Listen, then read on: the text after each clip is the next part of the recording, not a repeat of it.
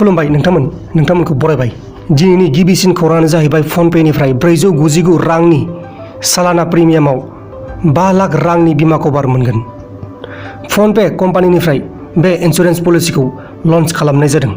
नोंथांमोनाथ' मिथिखायो payment application company जायबा फनपे, बे फनपे कम्पानियानो बे स्किमखौ लन्च खालामनाय जाबाय आरो बे बीमा प्लेनखौ जाय बिथांमोना फनपे इउज खालामो बिथांमोनाल' मोनगोन।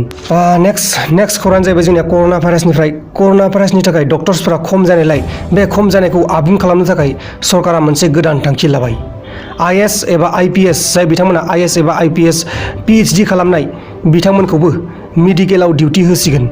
माने बिसोरो कर'ना भाइरासनि पेसेन्टफोरखौबो नायनांसिगोन आरोना। जोबोर मोजां, जाय बिथांमोना डक्टर नाम लादोंमोन एबा डक्टर फरायदोंमोन बिथांमोनाबो मेडिकेलाव डिउटि गोलैसिगोन।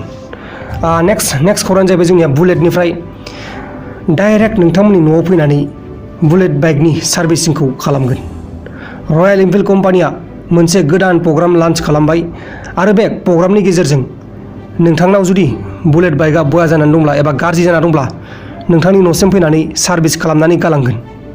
आरो बे स्किमनि मुङानो जाहैबाय सार्भिस अन व्हील्स। बे स्किमनि गेजेरजों नोंथांमोननि न'आव फैनानैनो डाइरेक्ट नोंथांनि बाइकखौ फाहामनानै गालांगोन। नेक्स्ट खौराङानो जाहैबाय कुसुम यजनानि गेजेरजों 20 लाख आबादारिफोरा मोनगोन सलार पाम्प। बे स्किमखौ थाबैनो लागु खालामसिगोन होननानै भारत सरकारा बुंदों। सलार पाम्पनि गेजेरजों जाय हाफोराव आबाद जाया एबा माइ जाया बे जायगायावबो आबादा मोजाङै जागोन। जोबोर मोजां खौरां आबादारिफोरनि थाखाय। आरो बे स्किमखौ लाब खालामनोब्ला नोंथांमोना www.mnre.gov.in आव थांनानै भिजिट खालामबानो जाबाय। बेहाय थांनानै नोंथांमोना बे स्किमखौ लाब खालामनो हागोन।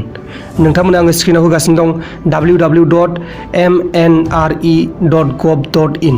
बेहाय थांनानै नोंथांमोना भिजिट खालामनानै बेखौ लाब खालामहैथां।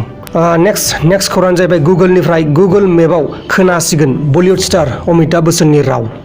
थाबैनो गुगोलाव नोंथांमोना अमिताभ बच्चननि रावखौ खोनासिगोन। नोंथांमोनाथ' दासान्दि गुगोल एसिस्टेन्टनि रावखौ खोनाबाय थायो, नाथाय बे एसिस्टेन्टनि जायगायाव अमिताभ बच्चननि रावखौ खोनासिगोन। नोंथांमोन दिनैनि खौरांफोरा बेखिनिल'मोन। जुदि नोंथांमोना आंनि चेनेलाव गोदानै फैदोंब्ला चेनेलखौ साबस्क्राइब खालाम, लोगोसे बेलनि आइकनखौबो सेरनानै गालां। अब्लासो आंनि गोदान भिडिअफोरा नोंथांमोननिसिम थाबैनो नटिफिकेसनाव सहैगोन। बाय बाय।